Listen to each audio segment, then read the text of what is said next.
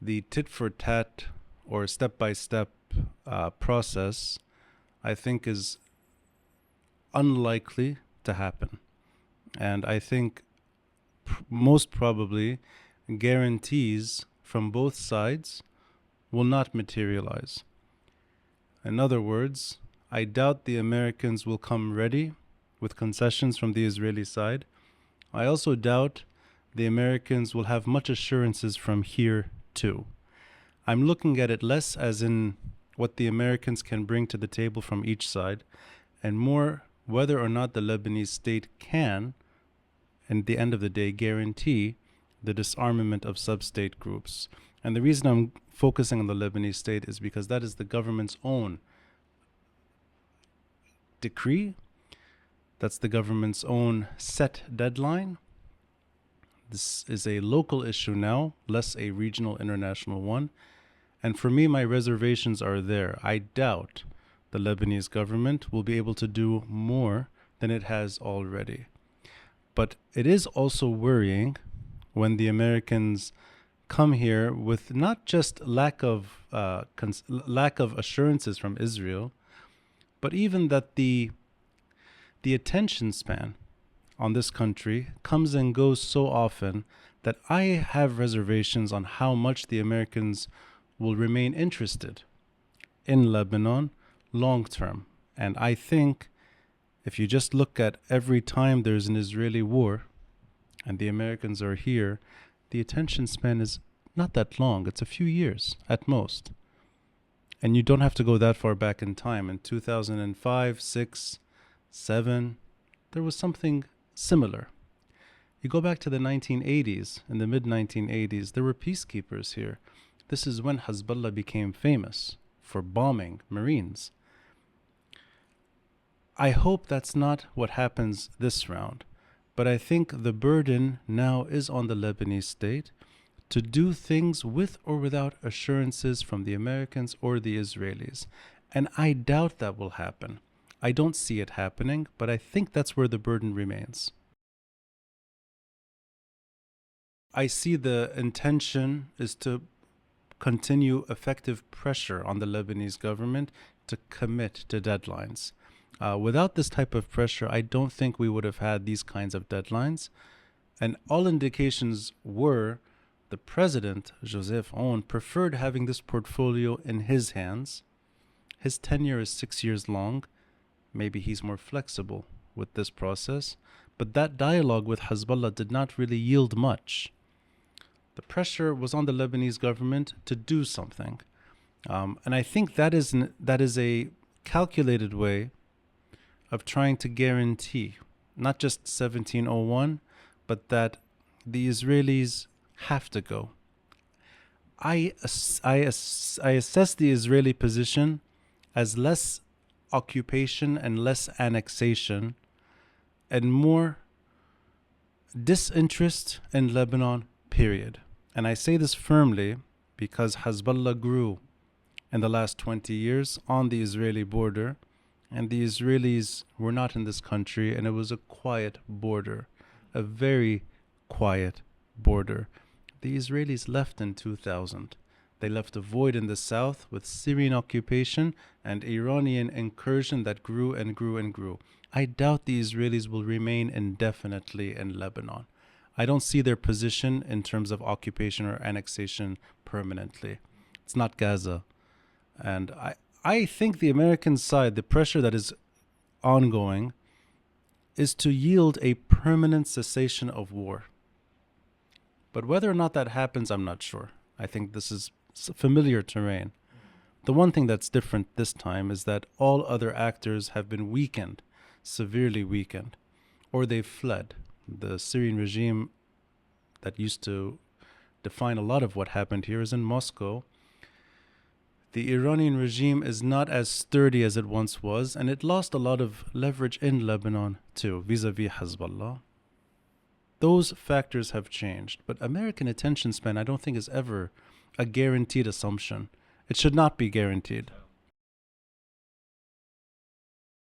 If one assumes Hezbollah's rhetoric is correct and that the Lebanese state is permanently failed and it can never do its job. If that's the assumption, then you're right. Hezbollah's rhetoric is correct, and not just that, you have to wait for the Israelis to leave for Hezbollah to disarm too. I don't really buy into that. I buy into more whether or not the state can actually fill the void. When I say the state, I mean the Lebanese army. And when I say the Lebanese army, I mean the only counter-security force in the country. There are no other militias. This is not the 1970s or the 80s. There's no other militia that will fill the void, or for that matter, fight Hezbollah. The Lebanese army is it's not just the only legitimate, it's the only serious threat to Hezbollah.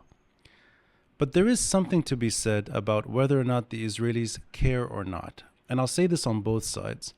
Netanyahu can praise the Lebanese government, and the same Israeli government can say this country should go back to the Stone Age. Netanyahu, I think, is capable of saying both extremes at once too. I've heard him refer to Lebanon as, when he was younger, the Switzerland of the Middle East. The Israelis don't have to give that to us. We know what we are. And I'm not so invested in how the Israelis look at us too. The Israelis will have to leave. There is a final point where these 5 hilltops, what they deem strategic sites in the country to overlook Hezbollah, they cannot stay. But Hezbollah's weapons and Israel's positions should not be married to each other. They have to be divorced for the state to do its job. Otherwise, it is a permanent dance between sub-state rule and a weakened position here. And I worry that is going to happen. I worry, long term, that is the status quo that will return. I'm not reassured yet that the state can do more than it has already. And by more, I mean setting deadlines. I can't see a battle. But it's impossible for me to see that. There's no civil war. Civil war will not happen. You can have an insurrection against the state. That could happen. It has not happened, and I don't think the appetite is there at this point in time for an insurrection. Civil war, I don't see it happening, even if they want it or don't want it. But the other side of it is Hezbollah could not survive that kind of climate anyway. Hezbollah requires some type of reassurance from the state to hand over certain security criteria. That's Hezbollah's goal. It's not taking over the country, and it's not trying to instigate internal violence. Hezbollah is not that. It's an Iranian asset in the country. Had it been a Lebanese militia, I would be more worried. A Lebanese militia refusing to disarm and the Lebanese state chasing it, that could be deadly and that could be violent. But the government would win.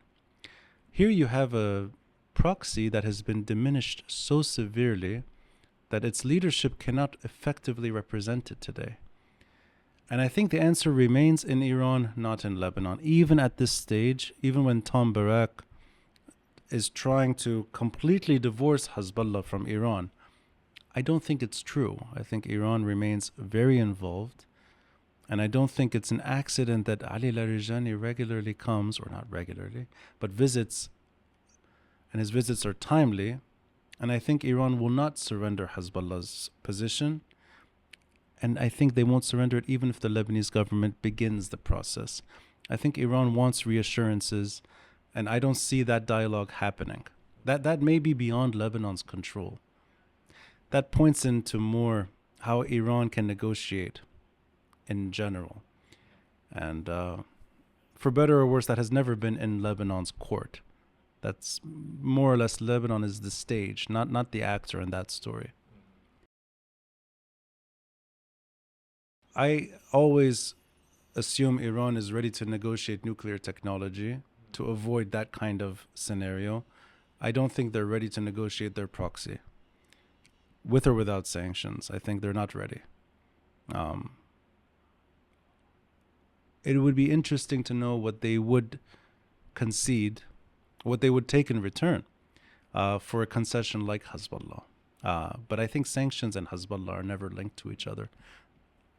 And I think even under bombs, the Iranian regime can still discuss nuclear technology with the actors bombing them, but not Hezbollah, not yet, which is a disappointing indication that the Lebanese government needs that type of cover, needs that political cover from not just America, but from Iran to peacefully find a path for Hezbollah to surrender its weapons.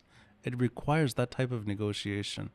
Why do you, Mm. sorry, why do you say not yet? What would need to change for Iran to be ready? That's a good question. I think that is the question that's left unanswered. Some people ask this question in almost intellectual exercises.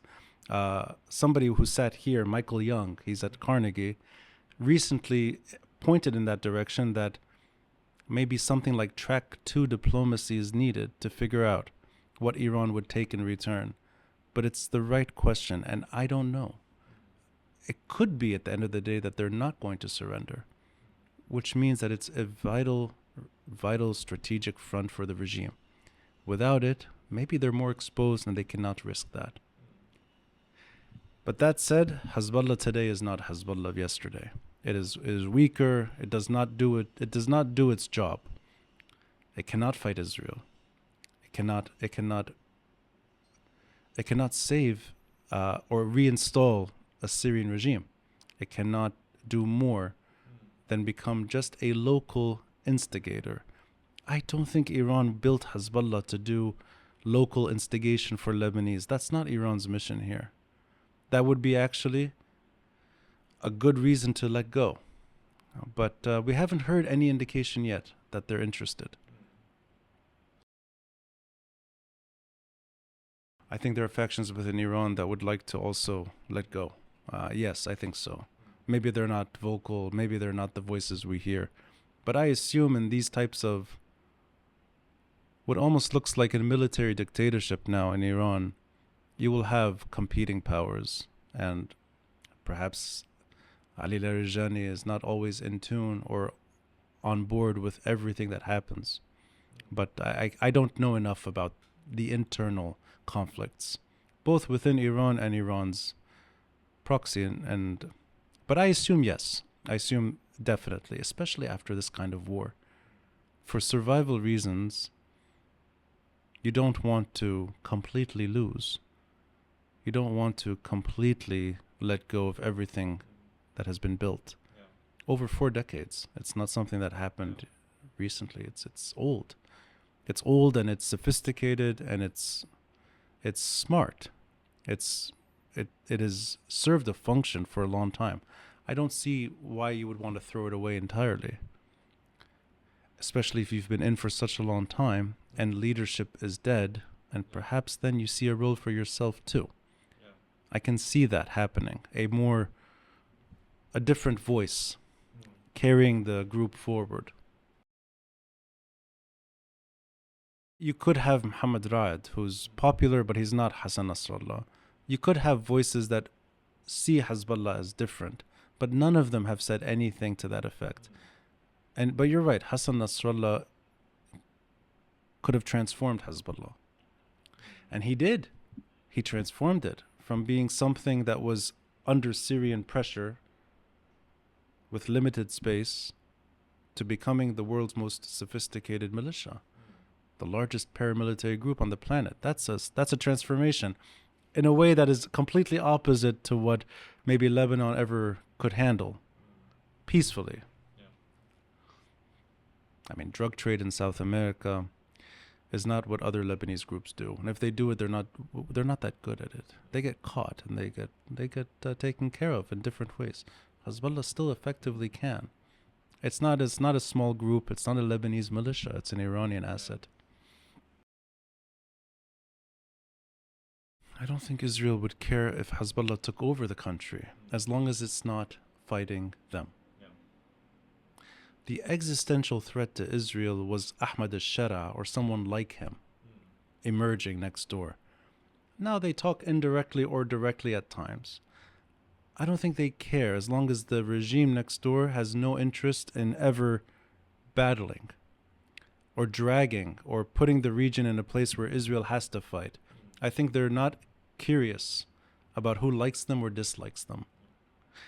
The last time the Israelis were heavily involved in who governs and who doesn't was in 1983, and this is after Bashir Jmail's death. As the Israelis were leaving, maybe that's the last time they showed any curiosity in the subject. But it really goes back to the early 1980s. They have not been invested in this story at one bit, and who governs and who doesn't. They don't want war. Or they don't want war that they're dragged into. Hezbollah was on their border from 2006 until 2023. On their border, and there was not ever any indication that we were going to be at war. It was among the quietest times on the border. So I don't think they care. I don't think they care one bit. Yet their PR seems to play with it. But that's social media, and that's, I think, psychological taunting. That's not politics. When their spokesman, Avichai Adrai, plays with us, I think that's more just pressure and psychological pressure. And Netanyahu even sometimes calls on the Lebanese to do things. I think they could have had Hassan Nasrallah in Beirut, and they wouldn't care. As long as this group doesn't fight them, they don't care. That's a consideration that should be taken seriously. The status quo can be maintained. The status quo is not good.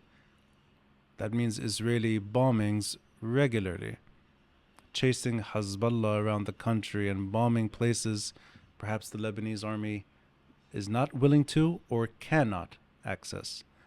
But that's bad for Lebanon. That keeps the country at war. It's bad for not just civilian death, that's bad for the economy, it's bad for long-term recovery. That's one scenario. The other scenario, I think, could be one of cosmetic surgery, where you have deadlines that have nothing to do with Hezbollah. And that could be where things move, where the deadlines, this very easy negotiation with the Palestinian Authority, Mahmoud Abbas, can yield more weapons transfers to the state, to the army. The deadline can be refocused there. It's Palestinian camps that are willing to disarm, and Hezbollah becomes something for later. That's a likely scenario too. What is hard for me to see is Iran rebuilding Hezbollah to the way it once was. But there could be the curiosity in trying to not let Hezbollah lose more than it has. And that could be, if it's not violence, it could be the type of pressure that has not materialized yet. Meaning, things that once defined Lebanon 20 years ago, permanent sit-ins in Beirut, withdrawing from the government, delegitimizing the government, road blockages, and prevention of the Lebanese army from entering sites. That could bring friction, and I think that could lead Lebanon in a path towards a failed state, where the status quo is untenable, yet nothing can be done to change it. That, I think, could happen too.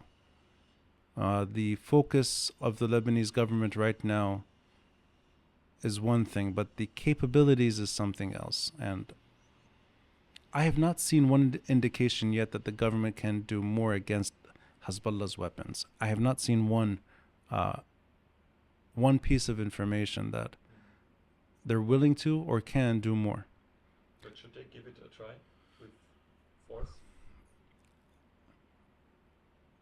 I don't think so, and I don't think there should be anything done by force towards the Palestinian camps too. I don't think force is the right way to do it. I would rather see friends of Lebanon, or let's say friends of the current government, nudge Iran in a direction that is different. That's what I would prefer seeing. But that's not calling Lebanese journalists animals, or having somebody cut her hair and attend fashion events or whatever, go into a nightlife almost like socialite. That's not. No, I would rather see the Americans talking to Iran, but with Lebanon's voice on the table. That's quiet diplomacy. And I would rather see that happen than outright conflict. Thankfully, it's not just these two diplomats that define American policy, but it is embarrassing when the top two diplomats focused on this story and the last 48 hours didn't really send the right signal in terms of what diplomacy means. It felt like we were taking the issue more seriously than them, or the issue was not the story. The issue was how they were acting, and I think that's not good. But these things come and go, and I think people will stop talking about it eventually. But without that kind of trusted support, this tiny little country cannot triumph over an Iranian asset. It's not something Lebanon can do. Even the Palestinian camps required some type of dialogue with the Palestinian president and a Fatah leader. It was impossible to see the army do it otherwise. Hezbollah is bigger. Hezbollah is more complicated. The risks are more severe. So I think dialogue and diplomacy is much more important than confrontation. If one assumes that they were fighting the Palestinian cause, then perhaps 2023, their involvement in support of Hamas, I don't think they ever expected that everything would happen the way it did. And bombing or sending rockets into disputed territory, disputed Syrian-Lebanese territory, the Sheba farms, I don't think they ever assumed that the Israeli response would lead to the decapitation of the group and the dismantlement of its communications and everything that they built. But going back in time, you have to go deeper into their propaganda to believe that this was a war for the Palestinian struggle. And I don't think Lebanese were really buying it for a long time. And this is going back before their entry into the Syrian war. Hezbollah's weapons in this country were never tied to the Palestinian cause. They were tied to Israel's occupation. That's not the Palestinian cause. That's Lebanon. When the Israelis left, I think they could not really find a narrative that replaced it. But they tried. Palestine is always in the background, but it's not Palestine. They tried Sheba farms. They even tried this is now going back to George Bush II, Crusader Takfiri alliances where bin Laden and Bush are teaming up in Syria.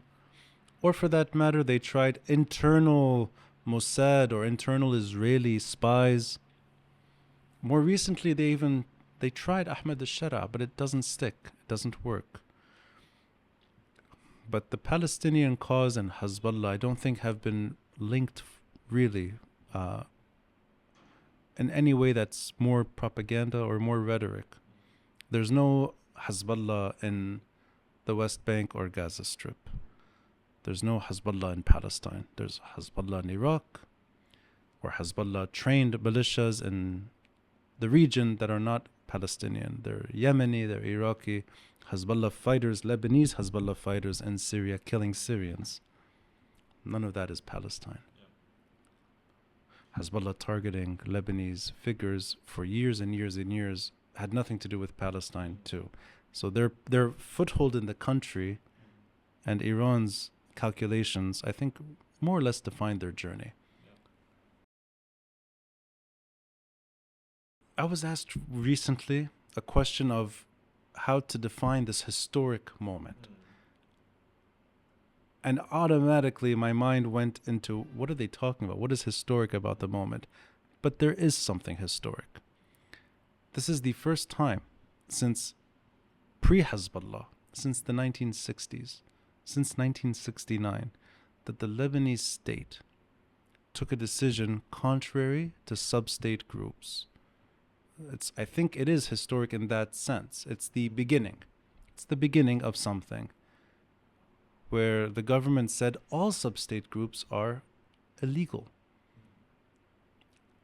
56 years ago is the last time that was effective government policy. That is a starting point. And there have been some camps with some weapons surrendered without bullets fired. So that is also important, that at least the image is there. The image of weapons being handed to the army is now there. And there is a prime minister, a cabinet, and a president who have all said Lebanon should not be involved in regional war. That's important. That's an important stepping stone. Maybe that's where it ends. I'm not optimistic that more than that can be achieved at this time. Maybe that's where it all ends. The political discourse is now matching the real restitution of Lebanese sovereignty, but whether it happens or not is a second story, and I don't think we've even begun to see it, how it plays out. We have not yet seen also what Hezbollah can do to prevent more from happening, other than the threats, which are very, very modest. Flying flags on scooters and blocking traffic or blocking the roads from time to time is nothing compared to what Hezbollah could do. We have yet to see really what they could do under these circumstances. And we may see this happening in the next few weeks, especially with the August 31st deadline. The Lebanese army is supposed to offer a proposal to the cabinet. By early September, we should know what the withdrawal and disarmament phases look like. Maybe then we'll see the beginning of what the reaction looks like. But that's the story. It's less what the Lebanese state can do. It's more what Hezbollah cannot do. And that is what changed, I think. That's the big change. And that had nothing to do with us. That had to do with regional war. That had to do with Israel and Hezbollah battling it out. This had to do with Israel and Hamas instigating something that I never imagined happening, which is the killing of Hassan Nasrallah less than a year later. So that has, no Lebanese took part in that. No Lebanese politician, Lebanese group, Lebanese diplomat. There was no Lebanese president, but the prime minister, the caretaker prime minister, had nothing to do with that. That's war.